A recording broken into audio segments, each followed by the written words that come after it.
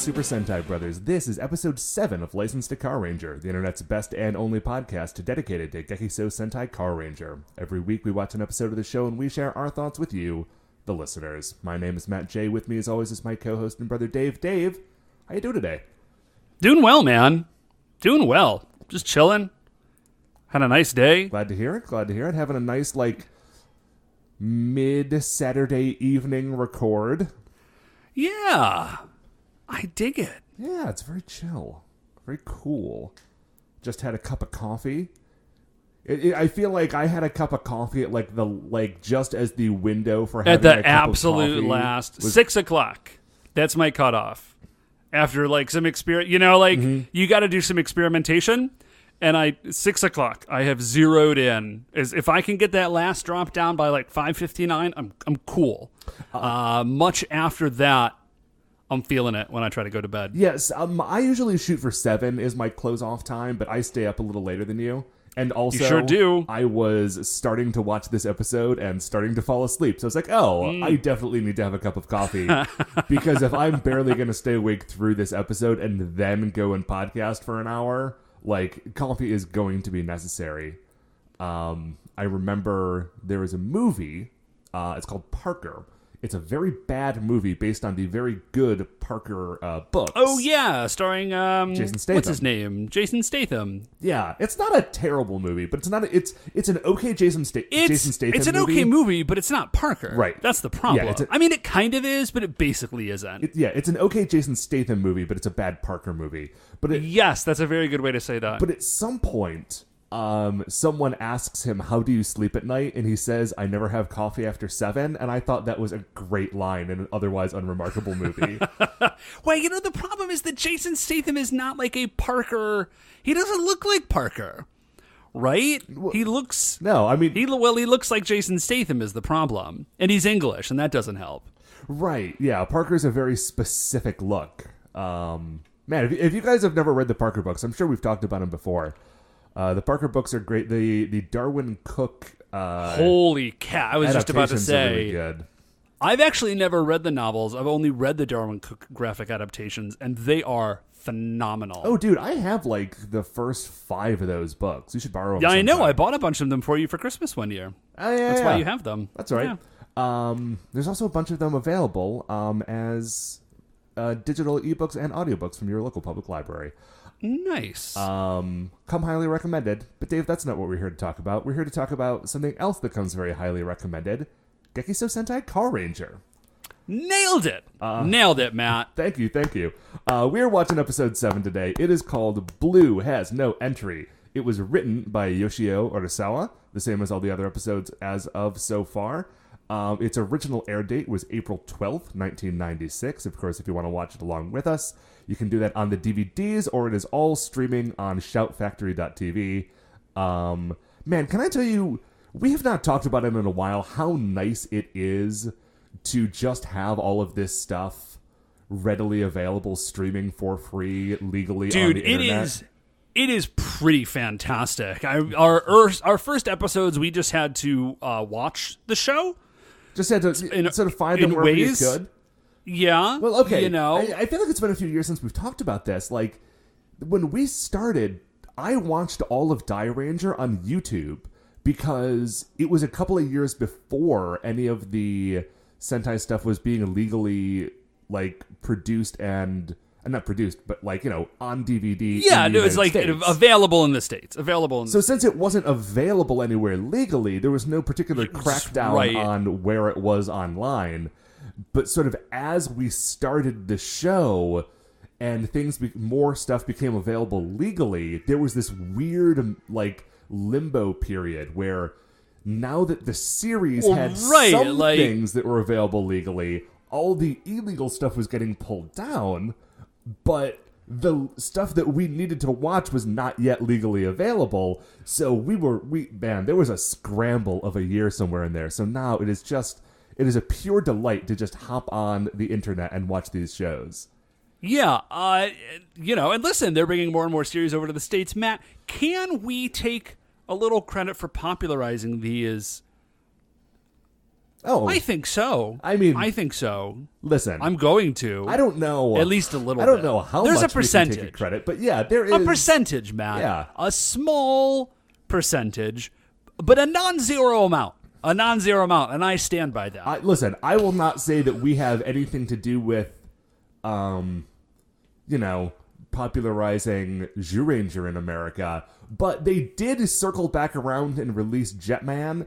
And listen, I know that that's a very popular series, and it's maybe the best one, and maybe that's why they did it.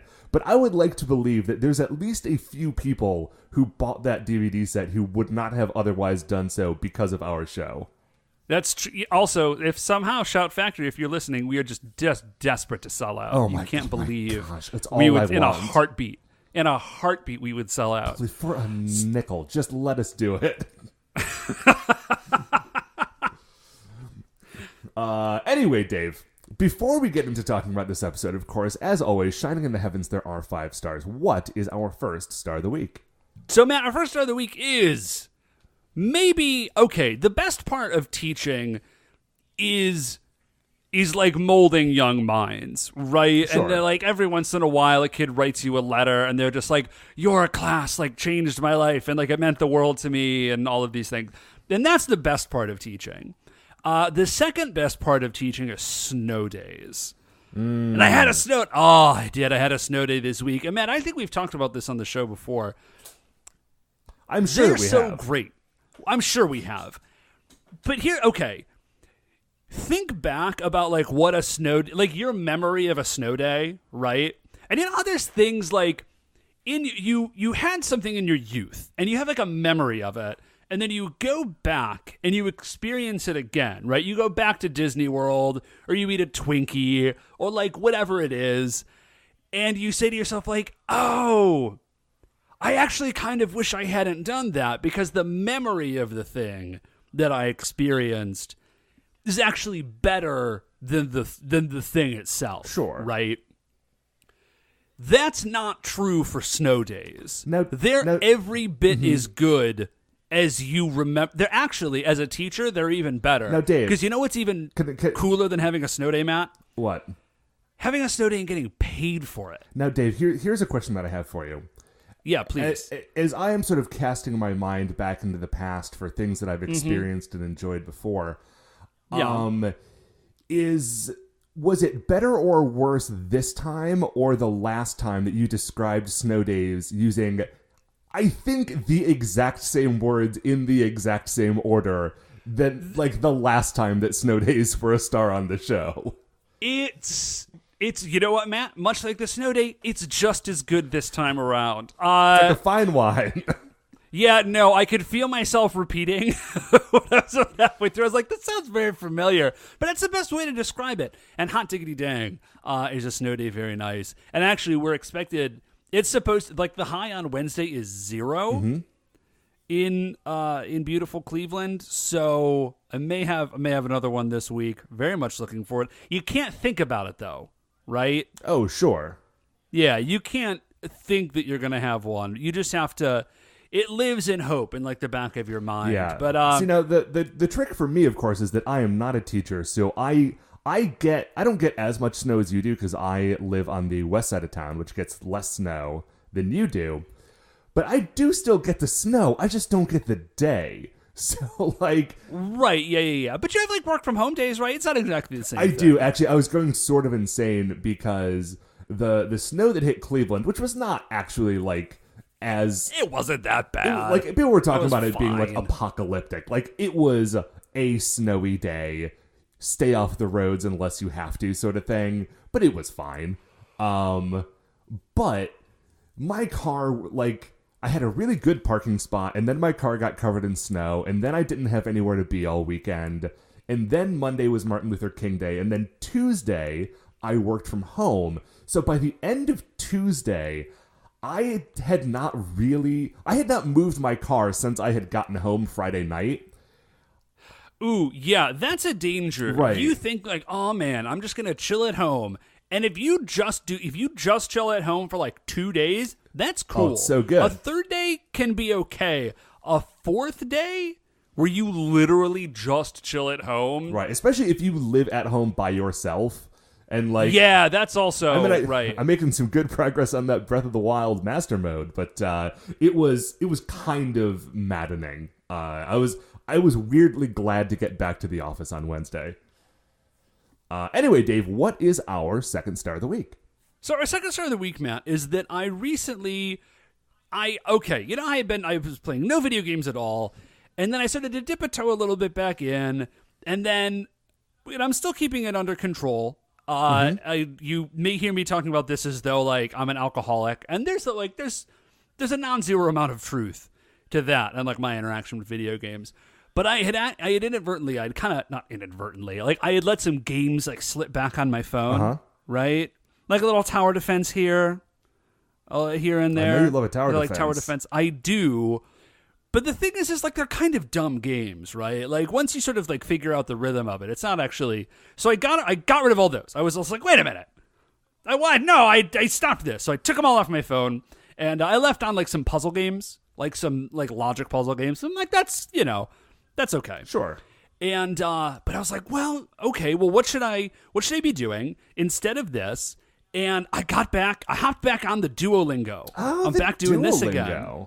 Yeah, I was like real solid on it for about like 8 or 9 months, and then we got the twins, and then I fell off the train, and it's been about 1.5 years or something, maybe longer. But I was like, no, I'm gonna hop back on this Duolingo thing because I've always wanted to speak French. It's a cool language. I've always wanted to speak it, and I was kind of into it, and so I'm back on doing Duolingo. Nice. How do you feel like you remember anything from the first time you had a good streak going? Well, okay, that's actually, I am pretty impressed, not with myself, because I haven't been doing anything, but I'm pretty impressed with the Duolingo method, because I hopped back on, and I was just like, oh, yeah, that is, like, that's what that is. Or, like, there were, like, 1 or 2 things I needed to be refreshed on, that, like, French... Because French has like some weird articles, like they've got like a funky indefinite article. French has got weird everything, man. Yeah, so it's just like, oh, that's right. Like you don't just eat cheese, you eat like they've got a some article, do, right? You remember this? I remember never quite getting the hang of that article, even though I lived in France for most of a year. Okay, so like just like real quickly, here's the grammar lesson. You've got a definite article, which is the. Right? And it refers to like one specific thing. Like if I'm talking to you and I say, oh yeah, I took the car down to the shop, obviously I mean like a specific car, I mean my car, right? Right. If I say I took a car to the shop, now that's an indefinite article. I can be talking about any car. And then like in English, if we just said I took cars to the shop, like we don't have an article there. We don't have an a cars or the cars. We just say like cars, which means like of all the cars in the universe, I took an amount of them to the shop, right? French has an article that like do that means like some of the cars. So anyways, yeah, I'm back on. That owl is showing up in my things again. He's harassing me, reminding me to like learn some French. And it goes, like I'm looking at the lessons. Like I just pulled it up so I could glance at it. The lessons go astonishingly deep. And I am very curious because I'm only about like 25% of the way through.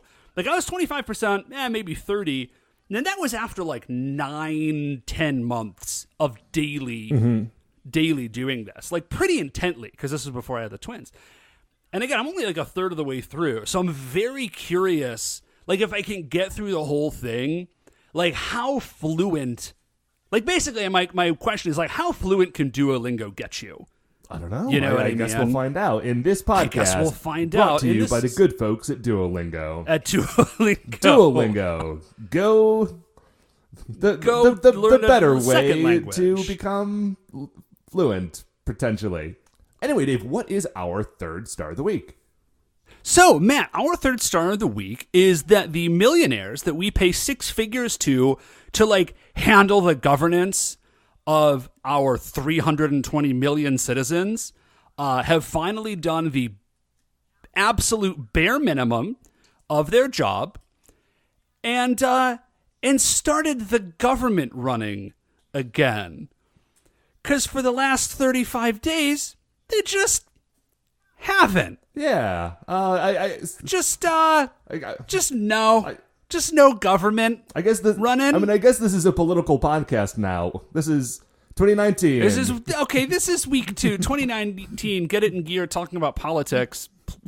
Goodness no. Yeah, it's nice. I mean, I don't know, maybe. But yeah, it's real cool. The government is back on. Welcome back, boys. That's just.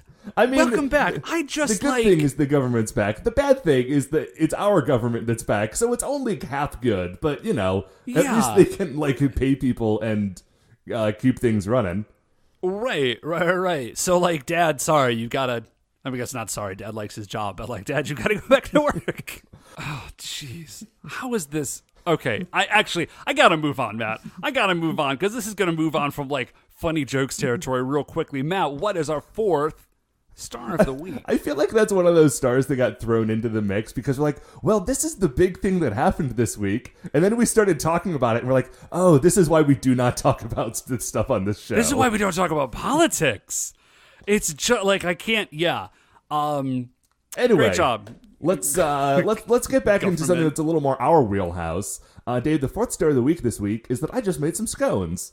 Gosh, I love a good scone. Me too. I used a Alton Brown recipe that I found on the internet. Yeah. Because I'm not I have a well-appointed kitchen. And you've got an ice crusher? Yeah. You've got a very nice blender. I've got an ice. Dude, I have so many different ways to turn one kind of ice into a different shape or size of ice. I've got an ice crusher. I've got an ice shaver. I've got there's an ice crusher attachment to my blender. But I did not do any of the ice things today. I did scone things today. Generally, I figure that I am not a great cook, so my go-to is when I'm Googling a recipe, I Google the name of the food that I want to eat and Alton Brown, and I say, okay, what do you got for me? That's okay. Listen, even if you are because I actually am a pretty dab hand in the kitchen, if I say so myself, and I still do that exact thing as often as not. So yeah, I don't think you need to. I mean, the man has made a very comfortable living and quite a name for himself, based on the fact that he has gotten a lot of people to do that exact thing. Right. So you're certainly not alone. Well, I think as far as you cooking, Matt, I think the problem is that you existed in a home where there were there were already a number of good cooks. Right. Mom is a good cook. And then if Mom were not available, Dad is also a good cook. Mm-hmm. And if for some reason Dad was not available, I cooked in restaurants for a number of years. I'm also a good cook. So there just were not a ton of and Katie, our sister, is also a good cook. And and our sister is also a really good cook. And the thing is, I am not a bad cook, but I don't it's not something that I think to do for myself as often. I don't get a ton of enjoyment out of it, so I kind of skip it. Just real quickly, just so people don't think I was omitting my sister. Our sister is a very good cook, although I think of her really as a baker.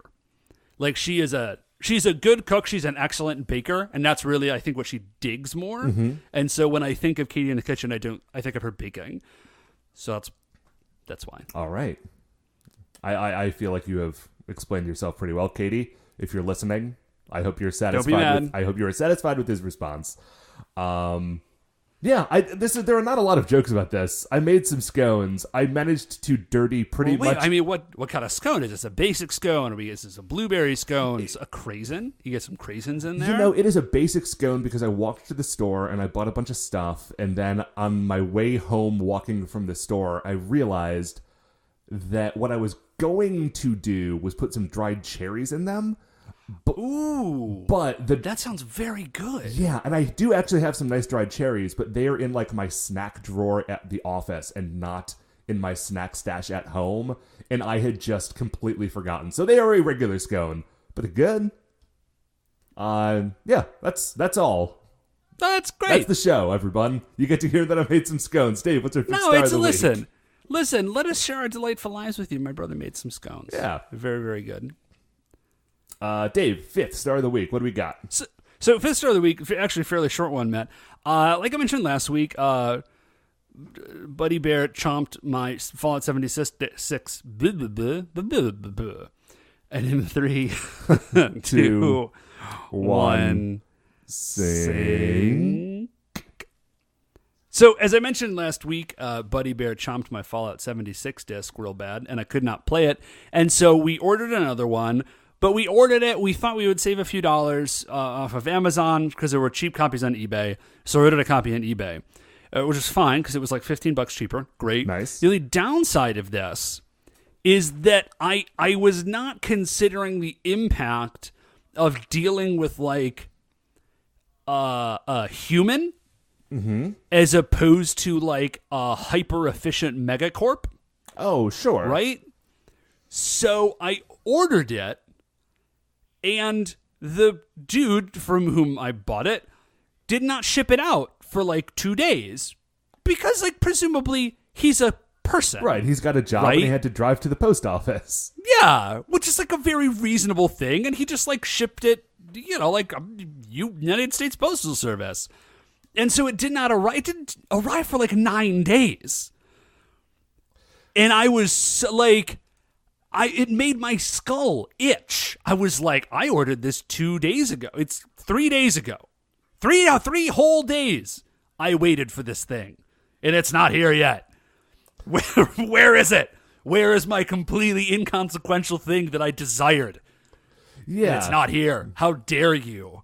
Not give it to you. How dare you not meet the standard set for me by the world's largest, richest corporation? Right. Like, listen, Amazon might be a soul-crushing hyper machine that has kind of ruined our way of life, but they do get things to you quickly. But but it does show up on your door in like 2 days. Yeah, man. Love that. Free shipping. All you need to do is have Prime. Free shipping. Right.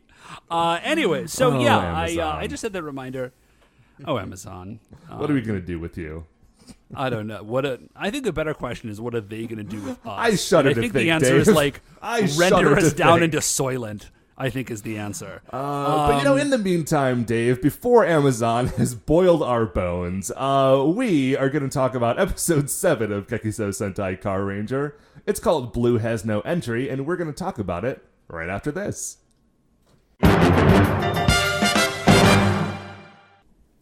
Okay, welcome back. We have just finished watching episode 7 of Gekisou Sentai Carranger.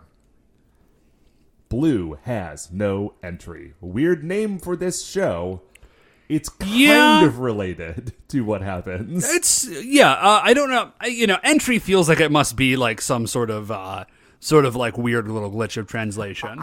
But this will make sense when we explain the episode. I wonder if this is one of those things where, like, it's a weird translation of a pun based on, like, a Japanese traffic law. Oh, I bet you're right. Entry, like you can't get back in or something. Yeah, that makes a lot of sense. So, the episode starts off, and all the Rangers are at work at Pegasus Motors, and they're fixing cars. They're doing work. Talking about money. Talking about cars and money and stuff. And Naoki enters. And Matt, just real briefly, have we talked about Naoki's outfit? No, I don't believe that we have.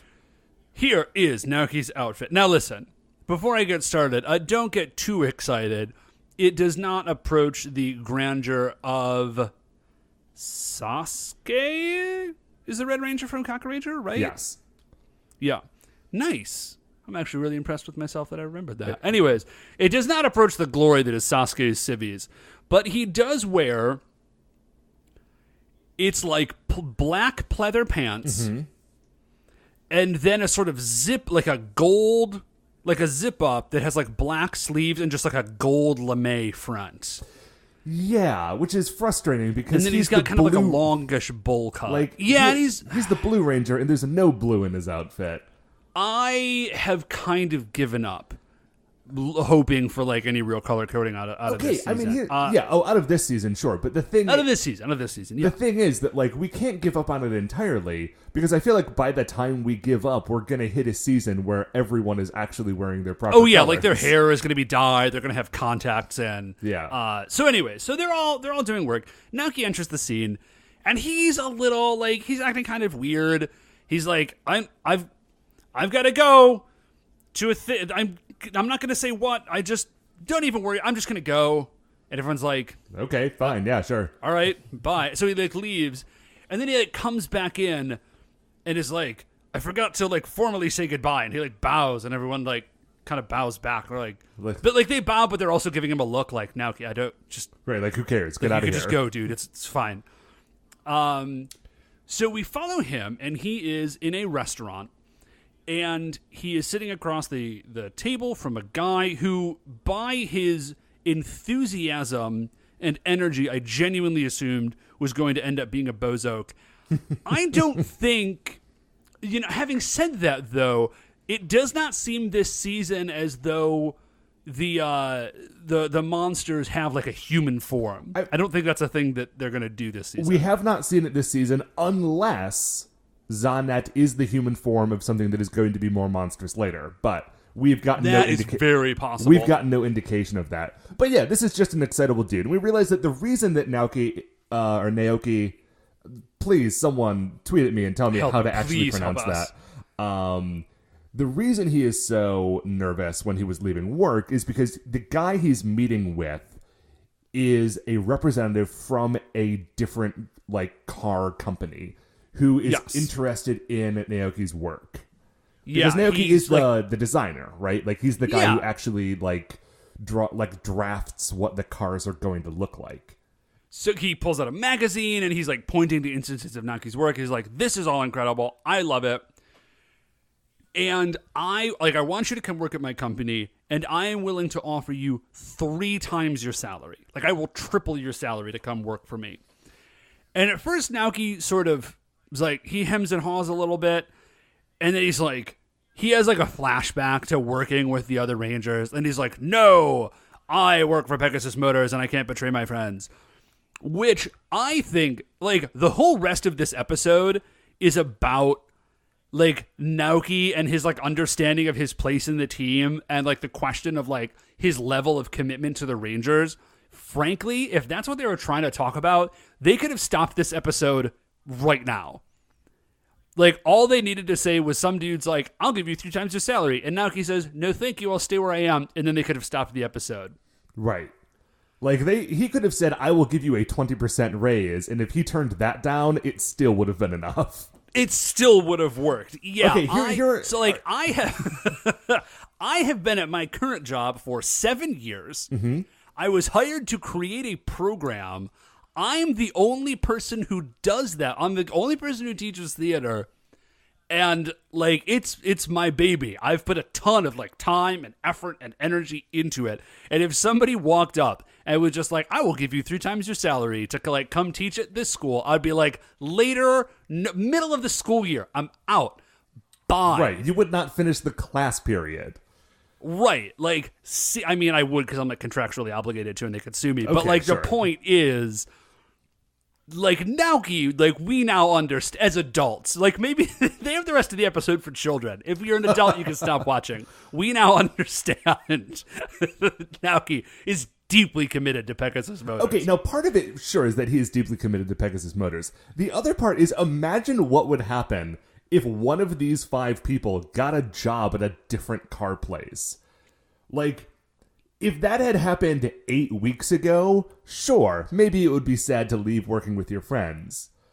But for the last 7 weeks, they are also the Car Rangers. Like, it's very, like, their secret base is inside a closet in Pegasus Motors. That's right. It is literally in Pegasus Motors. That's right. Like okay, that's a good point. Because he does mention that. He's like, also, I'm a Car Ranger. He doesn't say that out loud. Right. But, like, you know, I do like that he mentions that his salary is very bad, which is, I think, it is definitely not the first time we have heard him complain about how much money he makes. Yeah. Although, and I don't remember the exact figures, I think that he makes the most money of anyone there. Yeah, it's either him or Minoru. Okay, so we go from there up to Barbarian, and Grotch rolls into the BB Saloon, and he says, I have come up with a new invention. So that's great. Inventor Grotch actually invented something. He says, I've come up with this new invention.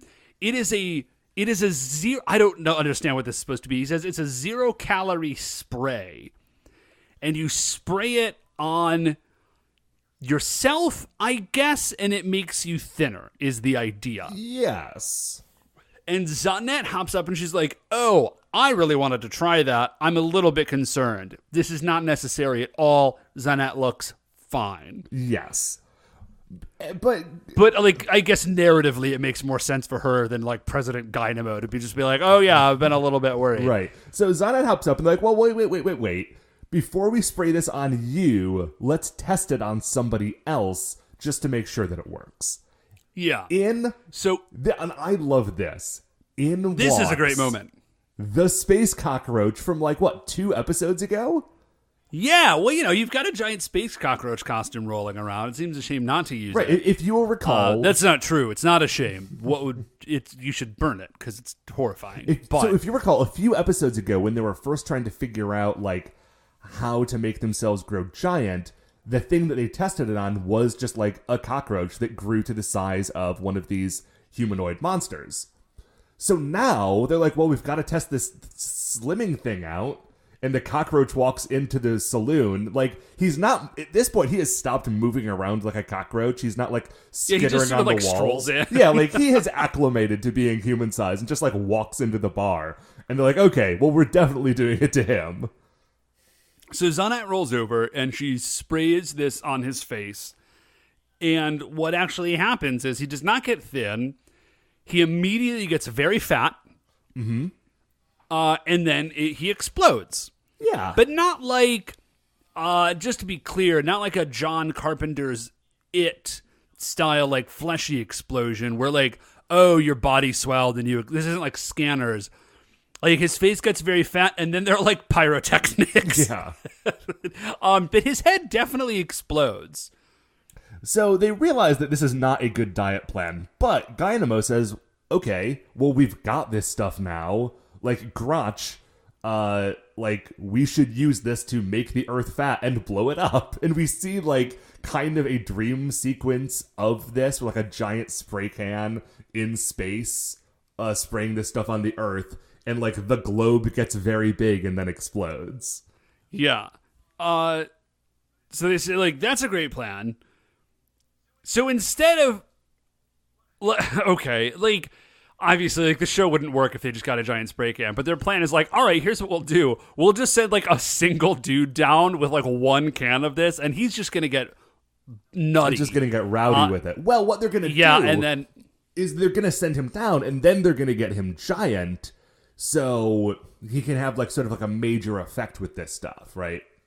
Yeah, so they call in NN Narenko, and he is their best graffiti artist. And his look is... Bad? I don't know. It's eyes or something, and then his face is in a nose of another creature that is his shoulders. None of that sounds like it makes sense, but if you've seen this episode, it's actually a pretty good explanation of what it is. And then he's got Harlequin jester pants and a big spray can. I don't know. Yeah, he's got he does have a cool entrance, which is everything goes dark and a white sheet falls down, and then you see a flashing figure painting, doing graffiti on this white sheet, and then he jumps out into the light, and that's pretty neat. So he is NN Narenko. And he is their best graffiti artist. So, back to Earth. So he rolls down to Earth. Or rather, we roll down to Earth. Yeah. Naoki returns to Pegasus Motors. And when he gets there, there's a big no entrance sign outside the place. The doors are all locked and the curtains are drawn. So he starts knocking on the doors hey, guys, are you in there? What's happening? And one by one, the other four, pop their... they don't move the curtains. They just sort of, pop their head in, through the cracks in the curtains and say oh yeah, no, we're in here. Also, you cannot come in. No, we will not tell you why. You have to leave right now. Here are some car keys. Go wash that car over there. Yeah. So they're very obviously planning this is what my notes say. They're planning a party for him, Daff. Oh, sure. Obviously. Naoki does not think this. And there's a very good reason he does not think that they are planning a party for him, which we'll get to later. He thinks that they have somehow discovered that he has been scouted by this other company and that they are furious with him and his betrayal. And so he is like pounding on the walls and he's like, no, like I rejected the offer. I did not. I didn't take the job. I'm loyal to Pegasus Motors. I'm still a member of the tribe. Like, let me back in. And he has this sort of, it's all I know. He has this like hallucination dream sequence of like everyone saying, we don't like you. You have to get out of here. You were never our friend or colleague. That's the best one. You were never our friend or colleague. Yeah. And then this is all exacerbated by the fact that he goes over to the car he is supposed to wash, and the car is like squeaky clean. Like there is no reason for him to wash this car. They're just making him not be inside. So, and then Narenko arrives, and this is I think one of the best things about the Bozog is that when they arrive, they don't just like teleport down. They don't just sort of like enter the scene. They always roll in on like a whacked out crazy jalopy. Mm-hmm. Like they drive into the scene and then hop off of this nutty car. And I just think it's a great touch. So, and then Narenko arrives. He's in the crazy car. Grotch is like, listen, I'm going to go get you some Emo Yokon from Imocho. Yeah, like you chill here. Like you just wait here. So Grotch goes over to Imocho. He's like, hey, I need some Emo Yokon. And the guy's like, ooh, we're out actually. Sorry. Like my mom's making some more. Like my elderly mother presumably is making some more. But like... We're out of your favorite treat, horrifying space monster. It's going to be a bit. We know that in the past, this same clerk has been horrified by Grotch eventually. I don't know if he has a terrible memory or what, but he does not seem especially upset. But Grotch is going to have to wait for his delivery. Yeah, now Grotch is just like, oh, this is awkward. I feel like people are going to stare at me. I just like don't know what they're going for with Inventor Grotch. I don't get it. I like that all of his like inventions are kind of terrible or broken, and the only thing he's actually done to contribute is find this restaurant and eat their food. Like I feel like this dude is holding on to his title of inventor by the skin of his teeth and is kind of like maybe a little worried about his job security. That is how I like to think about him. Yeah, well, okay. The rest of the Bozok are pretty busy just being like wild all the time. So if Inventor Grotch is spending some energy inventing something, I don't know that anyone's like clamoring for that job. That's true. Anyway, so we cut back to Enen Narenko, and he is sort of standing around and sort of like, just kicking some dirt. And he looks over at a wall and he sees that some earthbound graffiti artist has tagged the wall. And this, like, sets him off. He's like, oh my gosh, I know I said I was going to wait for Grotch, but other people have tags up here. I can't wait anymore. I gotta put my own personal stank on this. Right. He proceeds to do exactly that. Like he does that thing. He throws up spraying. He throws up spraying. No. Yeah, man. He gets up. That's what it is. He gets spraying. up, Matt. He does. He gets up. That's the phrase. That's what the kids say.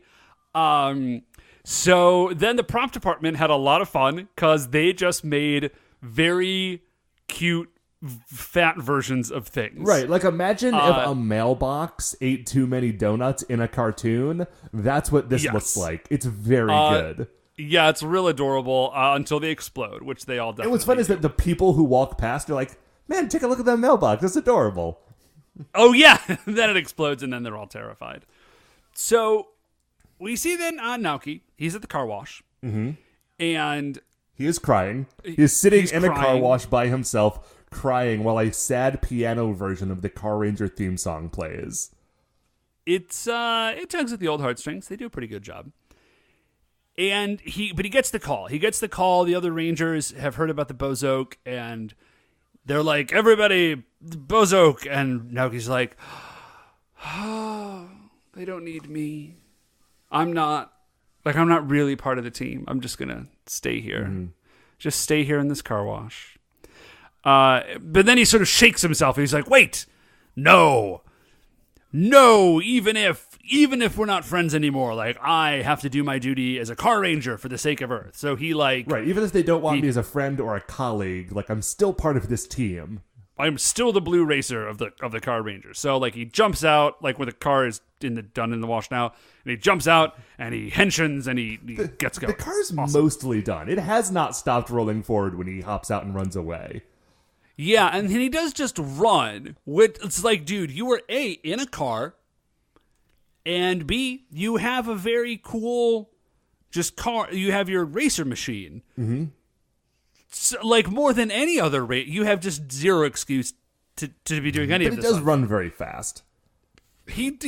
Probably not. Anyways, so he runs. We see Anna Narenko. He's spraying a bunch of stuff. He does spray. This I thought was interesting. He sprays like a man and lady sign for a restroom. Mm-hmm.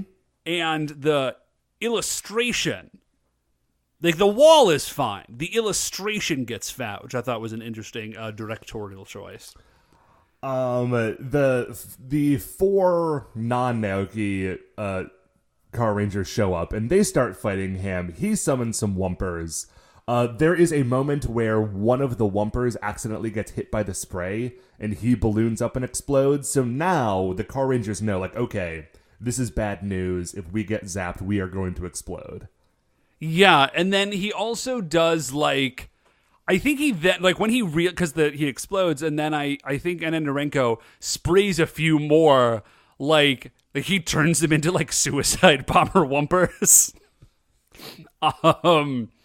So we get a lot of shot, like, the Rangers are just punching these Wumpers, and we're getting a lot of very specific, like, close-ups on punches. But, like, they don't have names and they're not special. It's just like it'll just be like a real intense focus in on, like, Kyosuke, like, knocking a dude in the head. It was kind of a weird sequence. Yeah, the camera work in this show's fight sequences is not as good as the camera work from O-Ranger, but yeah, definitely not. Which is not to say that like these fight sequences are not fun. It's just that, like, terrible. It's just, you know, yeah. O-Ranger was a real high mark in that regard. Yeah. So Naoki rolls up and he's like, "Hey, I am here." And Kyosuke says, "Oh, Blue Racer, thank goodness that you finally arrived." And we cut to, like, the camera sort of zooms in on Naoki and he's like, "Yes, I knew that I would be appreciated. I am a member of this team. Like, everything is good. I'm back in with my friends." And then he turns around, and the other four are running away after NN Narenko, leaving Naoki to fight all of the Wumpers. And Kyosuke sort of shouts over his shoulder, like, "You take care of things here. We're going to follow the bad guy." Right, but I get the impression, like, I don't think he hears Kyosuke, because he's very focused on the Wumper. I forget exactly what he says, but it's something to the effect of, like, he thinks they're just leaving. Like, he does not catch that they're like, "Hey, we need you to stay here and take care of this element of the Ranger problem, and we're gonna, like, handle the other part." He's just like, "My friends have run away again." And he does refer to himself. He's like, "Oh, I'm just..." No. That's right. He has another flashback, or not a flashback, but like a dream sequence where the other Rangers are yelling at him, and I think it's Natsumi is just like, "You're just a fifth wheel on this team," which, given their whole theme, I thought was very good. Yeah, that stings. That hurts a lot. Like, your whole thing is you're like the dumb wheel you're like the spare wheel on the back, right? You've got like a smiley face cover on you. That's you, but a human, Naoki. That hurts. It's rough, man. Yeah. Anyways, his lack of confidence, of course, leads to a decreased combat effectiveness. So he just gets demolished by the Wumpers. And also, like, they probably should have left, like, more than just him. But he gets demolished by the Wumpers. It's bad. Like, he's not focused. They're just, like, Like, they're just all standing around him. He's, like, curled up in the fetal position. And they're just standing around him, putting the boot in, as they say. Is that what they say? That is a phrase that people use. Okay. I mean, I'll take your word for it. I am not a booting aficionado. I think it's a British thing. I think it's a Britishism. Anyway, yeah, it gets very bad, which leads me to wonder if they are, like, in a tangible way powered by friendship as opposed to just a sort of, like, generic way. But I guess we can sort of figure that out as the series progresses. About the friend, yeah, they haven't said that explicitly. That, like, oh, you powered by friendship. But that very much seems to be the case, yeah. Yeah. I mean, if nothing else, it is in line with, like, the theme of this entire, like, meta series. In all of Sentai, right. It's the power of 5, right? So we cut over to Enen Narenko, and he is fighting the other 4. And he manages to get them all with the spray, which not only causes them to, like, unhenshin back to their regular human forms, but it does fat them all up. Yes. So Kyosuke, he's on the ground. He calls into the thing. He's calling Naoki for help. And Naoki's like, wait, no. And he hears him. He's like, oh, they really do need me. Like, I am part of the team. And he sort of is renewed by this, right? Yeah. So he gets there. And what's funny is that the way that they have caused these 4 characters to look very fat is that they have, like, you know, put them in, like, big pillow clothes, right? Yeah. But their heads just look regular because they're not taking the time to put on, like a full-on, like, fat suit makeup thing. Yeah, that would be a lot. So the only thing that they're doing is that all of the other 4 Rangers sort of have, like, their cheeks puffed out as much as they can to try to make it look like a little bit like their head got big. Yeah. Which means to be able to do that, they have to all have, like, their lips pursed closed very tightly. So, like, they all just have this very strange look on their face. And then as soon as Kyosuke says something, of course, the illusion is ruined.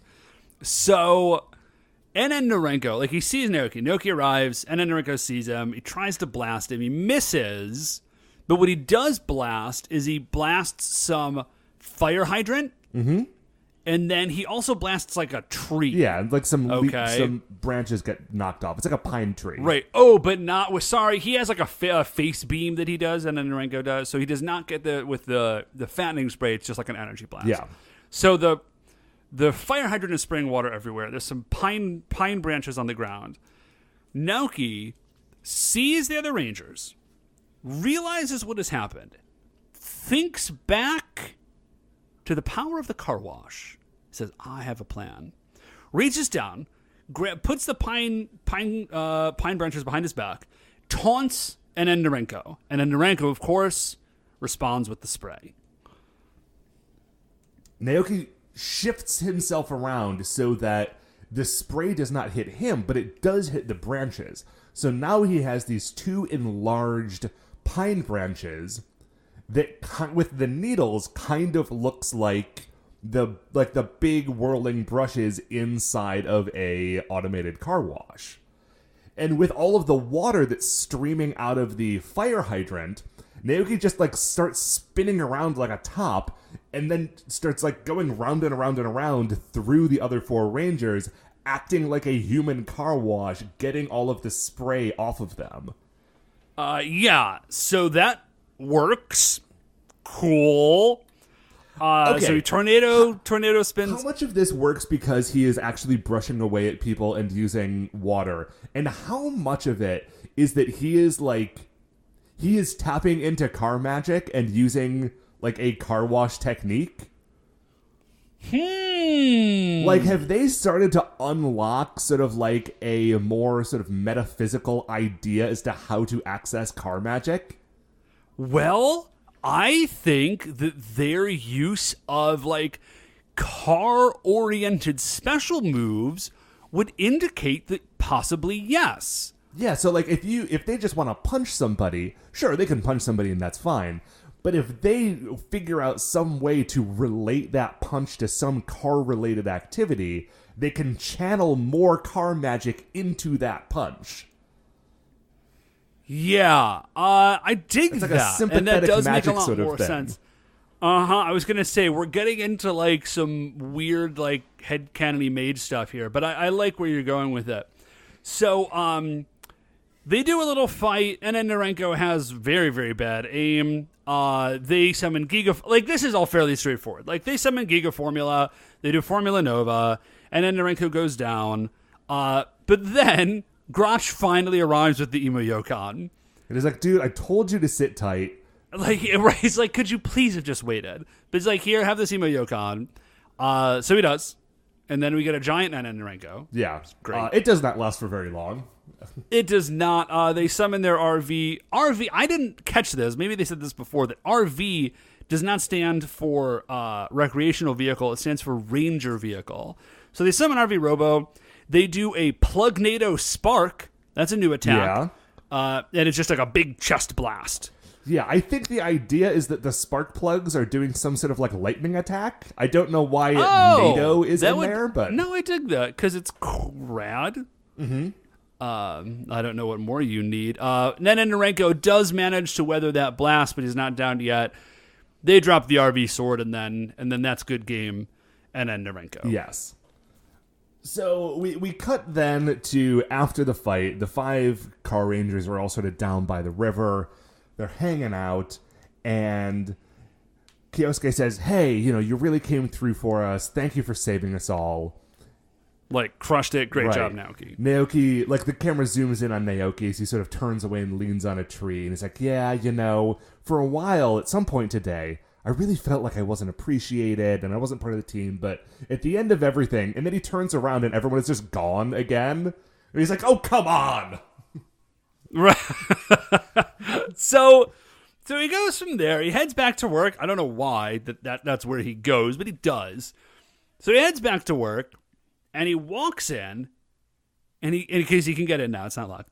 He walks in, and he sees there's decorations, and there's a cake, and the cake is shaped like a car, and he hears quietly the birthday song, and he looks around, and his friends pop up from behind the table. And they say, happy birthday, Naoki! That's what we were doing this whole time! We were planning a birthday surprise party for you. And he's like, oh man, you guys, this is, and he doesn't say, like, I thought you were mad at me because I almost took this other job. He's just like, thank you so much. I feel so, like, loved and befriended and part of this team.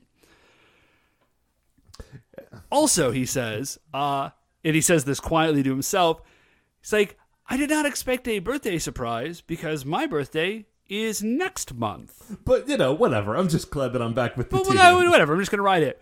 Which I will say, by the way, if you're going to throw somebody a surprise party, that's a great way to do it. Maybe not a month away, but like if you're going to throw a surprise party, throw it like a few days in one direction. You know what I mean? Yeah. Probably before. Early is better than late because if you... Yeah, early is better than late, but like 2 days ahead of their actual birthday because they'll be thinking about their birthday. Right. They'll be joyfully anticipating their birthday, but they won't expect a surprise party 2 days early. Yeah. Do it that way. Okay, here's my philosophy on surprise parties is you should never let the distress of not knowing what is going on ever be worse than the delight of the party to come. So, like, if someone feels like all of their friends hate them and you're having to, like, neglect and mistreat someone just so that you can, like, hop out from behind a couch and sing a song in, like, a few hours, like, don't do that. Like, don't be a jerk to your friends. Yeah, that's a bad plan. That but for some reason is the only kind of surprise party that ever happens in a TV show. Yeah, it is. Yeah, just don't do that. Like, take your friend to a bar and just be like, oh, let's go have like a chill drink in a bar. And then everybody else will be like back at the house setting up the party. This has been party planning from the Super Sentai Brothers. So, and then that's it. That's the end. Everybody's happy. They had a great time. They're all cool. So that's the end of this episode, Matt, but it's not the end of our episode. That is true, Dave, because first, we need to determine where NN Narenko falls on the Creature Royale. Okay. Man, I feel a little bit bad about this because it's the new season and I just keep saying like, these monsters are not very good. But, and then Nareko is not a very good monster. Yeah, like, so far, Carranger rules and all of the monsters are very bad. I mean, not very bad, yeah. right? Like, but I don't... like, BB Danpo was cool. BB Danpo was cool. Okay, I think one of the things that's hurting them is, again, they don't have, like, a theme to them. They're just kind of there. I mean, their theme is that they're a crazy motorcycle gang, right? And I think that there is a aspect to the version of being a crazy motorcycle gang that is very specific to, like, Japanese motorcycle hooligans. That, like, maybe is something that you and I are just, like, not tapping into, right? Okay, no, that would make sense. Okay, I can remember dig that. in O-Ranger that episode where every time we do a new show, I forget the names of every character from every other show. The Red Ranger from O-Ranger. Goro, thank you.